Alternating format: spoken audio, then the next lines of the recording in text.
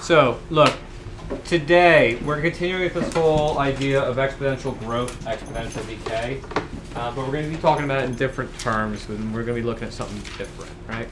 So, let's look at these problems, right?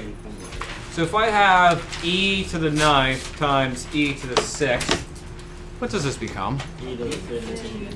Because what do I do with my exponents? Add them.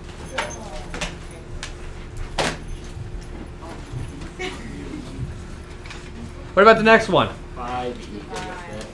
I mean, subtract. Good, we're dividing everything, so 60 divided by 12 is 5. E to the 8th divided by e to the 3rd, you subtract your exponents, so 5e to the 5th. What about the next one? Big That's a little numbers. tricky. Can't you distribute because it's not? No, you can. There's no plus. Yeah, because there's no plus or minus. Good. So we bring this in, and what a lot of people are forgetting is we also bring in that to the 10 as well. So we get negative 10 to the 3rd times e to the negative 15x. Well, negative 10 to the 3rd is? Oh, it's negative. Negative 1,000 over e to the 15x. Good. Good. Well, okay, I have a question. Go ahead. Why isn't it just like 1 over all of them? So it's even positive 1,000. No, but So the negative 10 has a positive 3 exponent. oh. Right, so it's just negative 10 times negative 10 times negative 10. The negative 15, that means that we do the flip. But regular numbers you don't flip. What's that? Regular numbers you don't flip. No. Only the base with the negative exponent we flip. Question? The natural base does not look fun.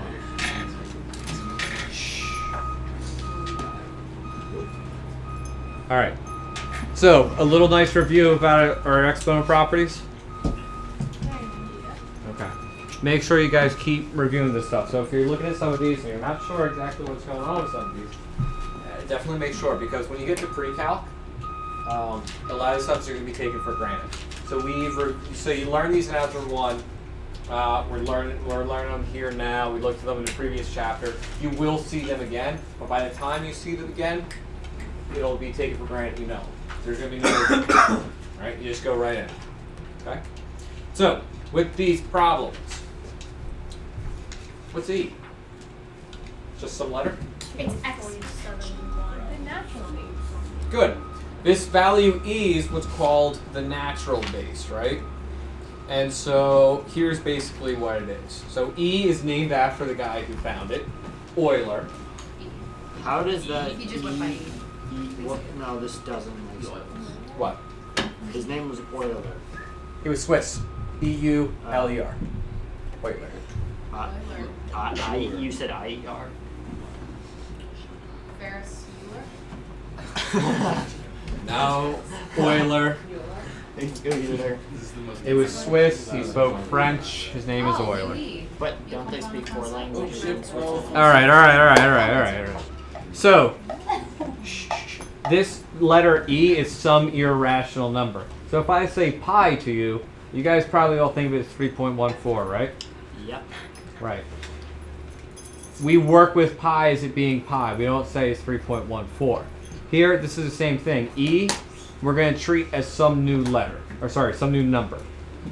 It's just irrational. So rather than writing it as an infinite string of decimals, 2.72.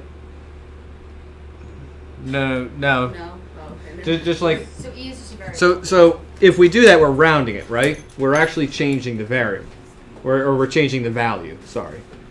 So just like pi, I mean, we can estimate pi to be 3.14 by rounding, but it goes on forever. Same deal here. So rather than rounding it like that, we just call it E, all right? And we just use E. Imagine someone having to do that for the very first time discovering pi. Exactly. They would not have fun. Nope. So, with this is how they actually found E, and this is what it represents. What does this look like? Theo? Looks like compound interest without. Right, and compound interest is all about expanding, or about what? Growth. What type of growth? Exponential. Right, this is exponential growth, right? There's some percentage here that we are increasing. So if we increase the value of n, rather than going to 1 or to infinity or whatever, it actually goes to this value, e. And so we can take a look at some values here. So let's, for example, say n is 2. So we're going to have 1 plus 1/2 to the second power. Right? 1.5 squared. So in order so we can visually see this, it might be helpful if we just graph these values. So because we're just finding values and there are going to be no variables, it's just going to be a horizontal line. But we can see what that line gets to. Right? So let's take a look here.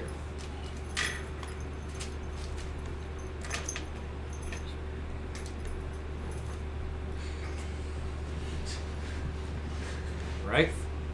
So y is going to be equal to 1 plus 1/2 squared. And so there's a value. What's it look like it's about? 2.17. 1.4. Yeah, so it's about 2.2 something, right? Maybe 2.25. Oh, maybe. Possibly. Is that? Never mind. What? Oh no, I was just hanging up. Hang on. Yeah, it's me. What if we do n is 10? So I'm going to have 1 plus 1/10 to the 10th power. Well, you can't distribute. No, so what I'm going to do is I'm just going to put this in, right? So I'm going to have 1 and 1/10 to the 10th power.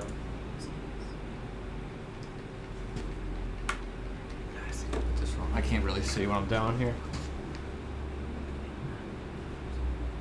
Right? So that's wrong. Y is going to be equal to 1.1. You did an estimation. That's probably what it was. Thank you. Great.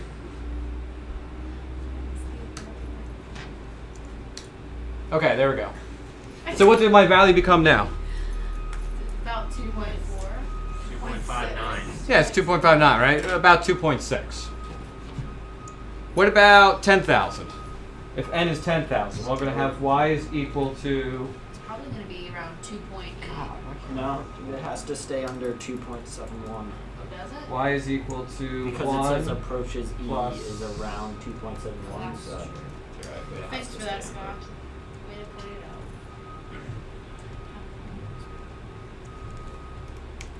So I used n as 10,000. Called it. And so yeah, so what's that? 2.72. Well, so they round it. Is it 2.72? No, it's No, not. it's going to be lower. It approaches 2.71. 2.71. Right. So actually, we can see there's 2.72, and it's just below. They are just rounding. Because we know that as n increases, what's this value going to? E. E, which is 2.712, so on and so forth. So we can see this value increasing, and it's going to stop about E.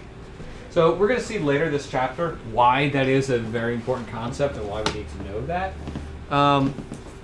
But for right now, it's just this exponential growth model is bounded by that value. So here are some formulas for this.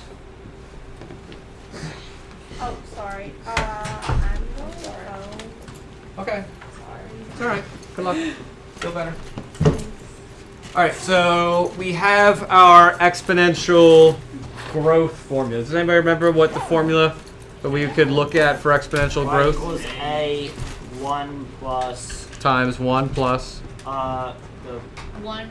rate the N over two, percentage R over two. over. Well, so that would be for compound interest, right? We're not talking about compound interest. We're just talking about some rate, right? 1 plus R. Times t squared. Times 10. to the t power. Remember the monk parakeets problem? Yeah. Right? Parrots, we set it up the same way. There are no compoundings. We're not talking about compound interest. We're talking about a population increase of birds. So it's just a percentage rate. Right? So this was exponential growth. But now we're talking about what's called natural base exponential. Right? So the natural base exponential function, well here, what's the base for this formula? 1 plus r. It's the original plus the rate increase. So it's with the exponential rate, with the natural base exponential function, the base is e. It's the natural base. It is the base. So we're going to have a times e to the rx power. So yeah, I don't. So all really that we changed was, do you understand this part? Yeah, no, I get that, like, we So changed many it around. I letters just. So now what we're doing is we're looking at this value e. So as the amount, as that rate increases all the way to infinity, right? The base value is actually going to this value e. So it's just a new type of exponential growth function, except now the base is e. So we still have exponential growth and exponential decay. The only difference would be our exponent.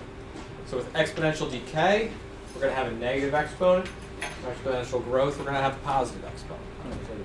Right in the rows is the decay down the top of the curve. Nope. So remember, this is without the natural base. This is from 7.1 to 7.2. This is the exponential growth function. This is the natural base exponential function. This one could be growth or decay.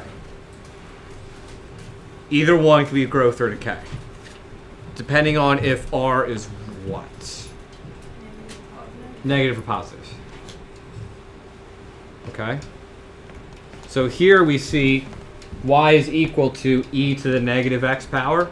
So it's decay, because really it's 1 over e to the x. So as x gets larger, so does the denominator, which means the value gets smaller. Whereas here, as x gets larger, value gets larger, yeah. So should you use the natural base function in place of the exponential growth, or could they replace it, or should you? No, they're different. So it's going to depend what happens, right? And don't worry, everything's going to be given to you. So if they're talking about, again, parrots and the bird population increases by 12% annually, you're going to use your growth model, right, with r being 0.12. But if they say that, use the natural base, or they'll tell you when to use it. So you don't have to worry about, well, am I going to use either? Okay? Now, probably the most common, frequent times of when we use the natural base will be when we're talking about compound interest. So before, what was that interest? What was the formula for compound interest? P times 1 plus 3 over The number of number of compoundings times compoundings times or to the power of compoundings times time. Good. What does n stand for? The number of compoundings. What is it? You guys love pronouns. What is it? Because they Yeah, get the point pronouns. across without actually having to. Yeah. But it doesn't, because I say, what is it? And you guys say, I don't know. It is the number of compoundings. Yeah. Compounding. What's a compounding? What's a compounding? Every time you get interest on the principal you have in the bank. Very good. That's long. It is a lot shorter. Don't use pronouns. Yes. N is the number of compoundings, meaning the number of times you check to get interest. This is going to be our formula when we are compounding continuously. What do you notice there? Can't really see it. Oh, I can see it up there. Aside from vision, what do you notice about it? It looks just like the base. Two variables. What's that? It's the same as the long-term base function except for p. Yes. Yeah. But in terms of compound interest, I don't know, something missing? And Sophie? The E can it represent the 1 plus 1 over n? Well, so it does. It's different, but I mean, it replaces it. But Theo, what's missing? yeah. There is no n. We have a principal, we have a rate, we have time, we have the account balance, but we don't have the number of compoundings Because it's continuous. because it's continuous. What continuous means is it's always happening. That's awesome. So some people say, oh, so it's every second. All right. What if I say every half second? Then it's every quarter of a second. Right? So for any interval of compoundings you can think of, I can go smaller. That's what continuous compounding is. It's always happening. I know it's difficult to conceptualize that. It's like you can't really measure it. It's always happening. But this is how we do it. We use that natural base, right? As n goes to infinity, of this happening. Yes. It's an So let's look at this example, right? We deposit $4,000 into an account that pays 6% annual interest, compound it continuously. What is the balance after 1 year?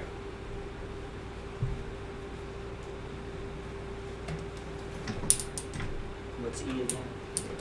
E. Great. So wait, quick question. Okay. This might be taking a step back. Is E just E, or is E 1 plus 1 over X? No, they're different. They're very different. E, remember, E is 2.72, 2.718280. Yeah. 2.8. So we don't have an E. So why is it in there though? 365.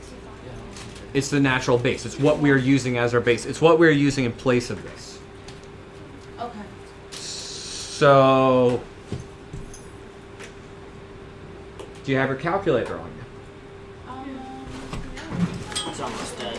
Because how would you set this up? 4,000. A equals 400. 4,000. 4,000. I can't read. 4,000. And would E be 6? No, would. No. Oh, was it 4,000 E?